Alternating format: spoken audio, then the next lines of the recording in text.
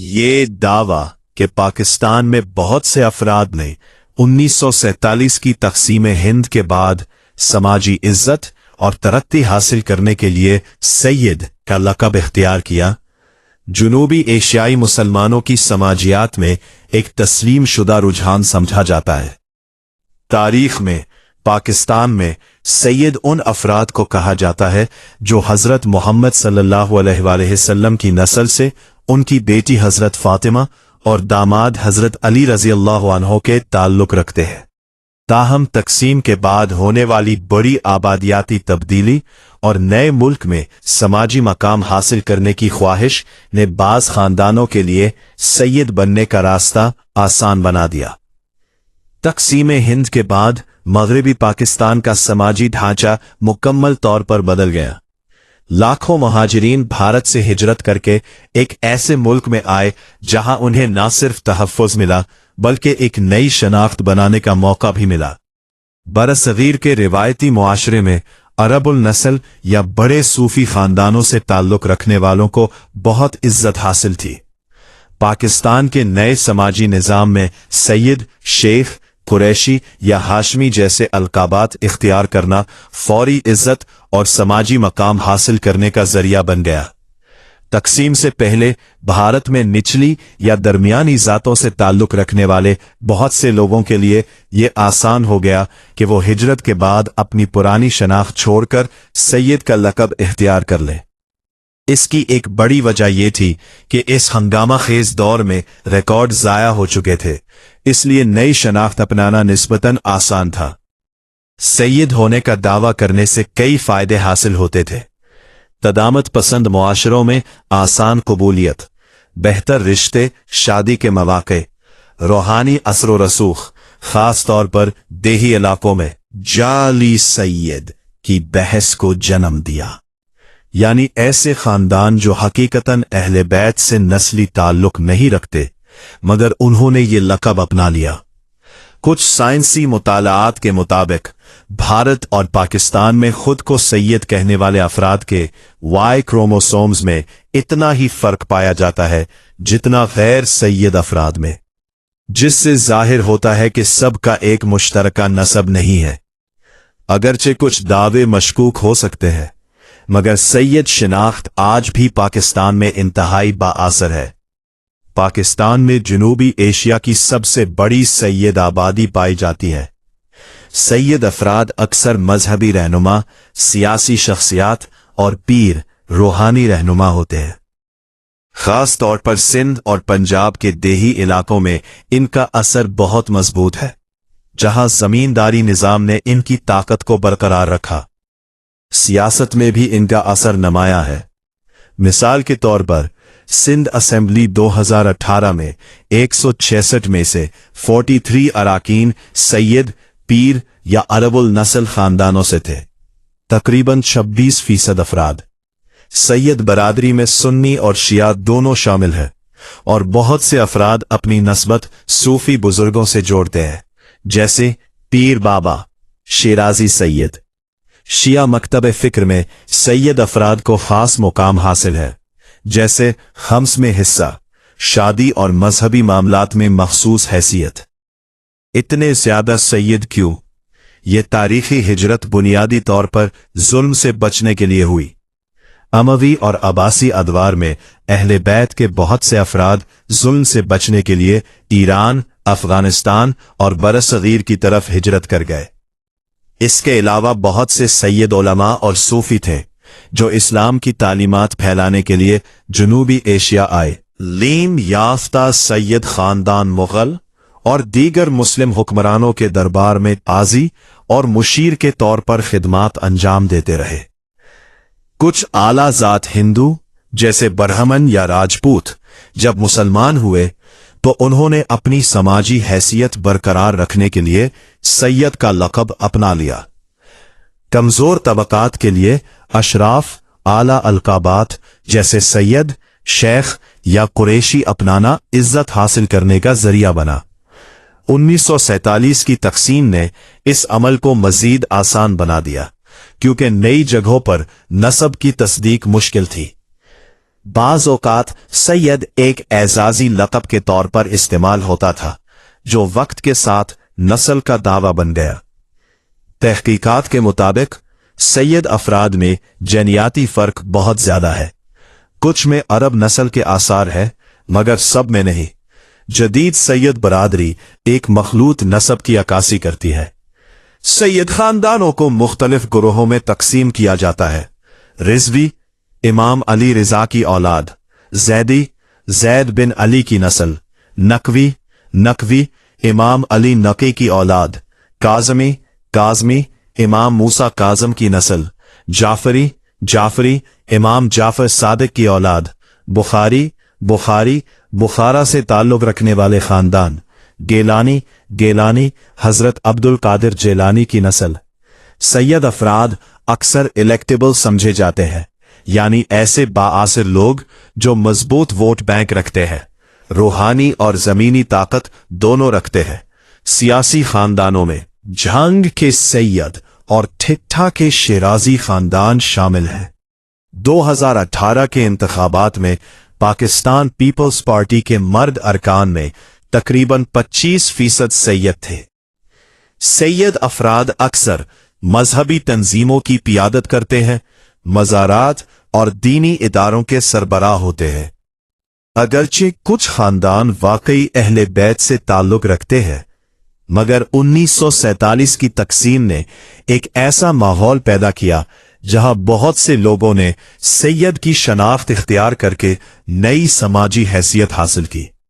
आज पाकिस्तान में सैयद शनाख्त तारीखी हिजरत, मजहबी वकार और समाजी तब्दीली का मजमुआ है।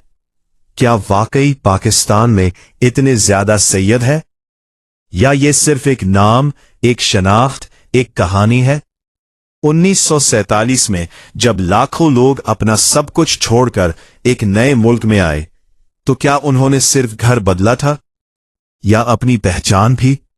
ये 1947 था, तारीख का वो लम्हा जब बरसगीर 2 हिस्सों में तकसीम हुआ। लाखों मुसलमान भारत से पाकिस्तान आए। वो अपने साथ सिर्फ सामान नहीं, बल्कि जख्म, खौफ और उम्मीद भी लाए थे। लेकिन एक चीज थी जो अक्सर वो पीछे छोड़ आए थे, और वो थी उनकी पहचान। पाकिस्तान एक नई रियासत थी जहां कोई आपको नहीं जानता था। यहां ना आपका गांव था, ना आपकी पुरानी पहचान। और यही वो लम्हा था जहां बहुत से लोगों ने एक नया सवाल पूछा, हम कौन हैं? बरसगीर के माशरती ढांचे में इस शनाख्त ने एक अहम किरदार अदा किया। रे में एक नाम हमेशा इज्जत की अलामत रहा। सैयद, वो लोग जिन्हें नबी करीम सल्लल्लाहु अलैहि वसल्लम की नस्ल से जोड़ा जाता है, उन्हें हमेशा खास मकाम हासिल रहा। नए पाकिस्तान में जहां हर कोई अपनी जगह बना रहा था, कुछ लोगों ने एक फैसला किया। उन्होंने अपनी पहचान बदल ली और अपने नाम के साथ लगा लिया सैयद। लेकिन सवाल यह है, क्यों?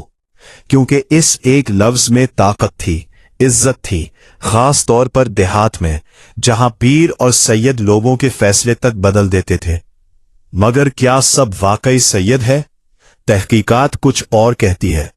जेनियाती स्टडीज के मुताबिक खुद को सैयद कहने वाले अफराद में इतना ही फर्क पाया जाता है जितना आम लोगों में, यानी हर सैयद का नस्ब एक जैसा नहीं है।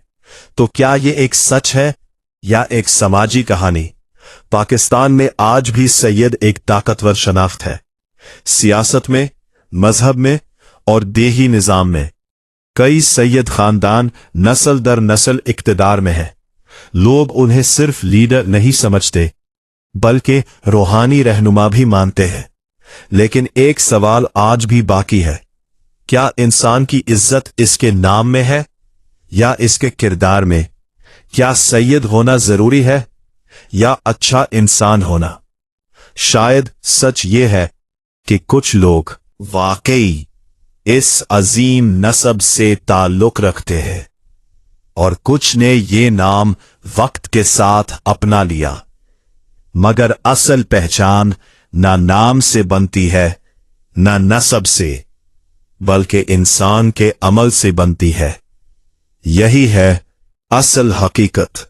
पाकिस्तान में जागीरदारी निज़ाम और नौ आबादियाती दौर की पॉलिसियों ने जिस तरह जदीद सियासत को शक्ल दी, इसे समझने के लिए हमें बरतानवी राज के जमीन और इक्तिदार के ढांचे को गहराई से देखना होगा।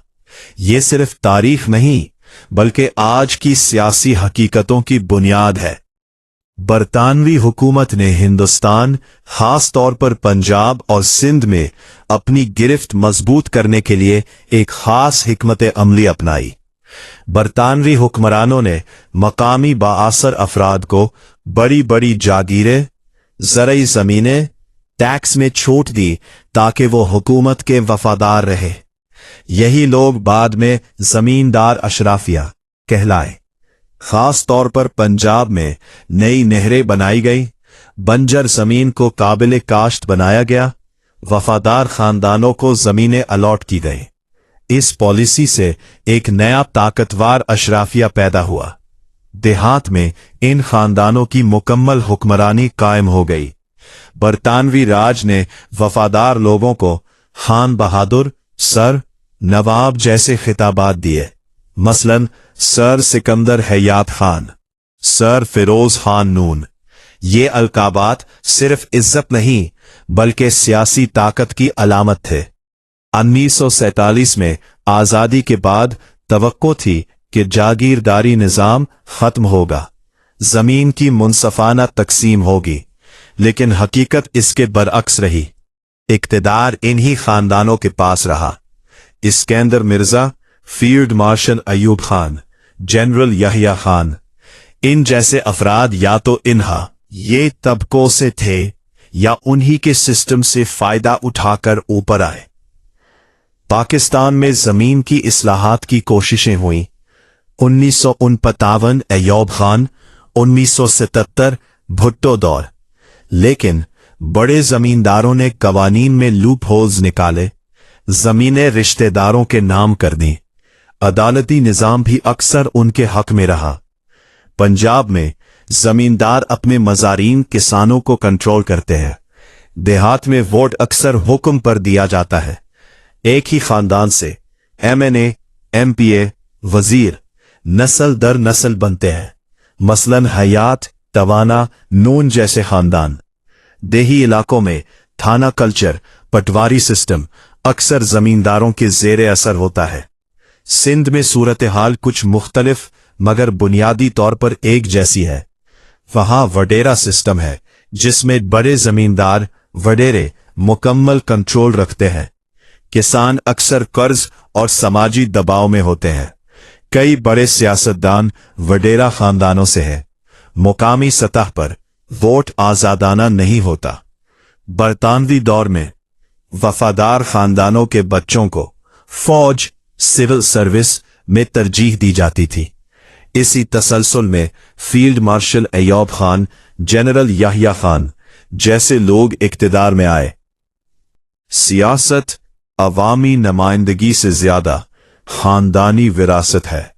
गरीब तबका सियासी तौर पर कमजोर है।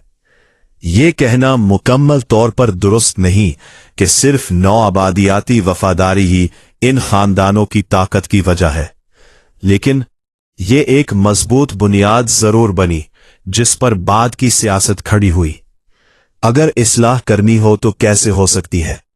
माहिरीन के मुताबिक इस मकसद के लिए हकीकी जमीन की इस्लाहात, मकामी हुकूमतों को मजबूत करना, तालीम और शऊर में इजाफा, पुलिस और अदलिया की आज़ादी बुनियादी इक़दामात है।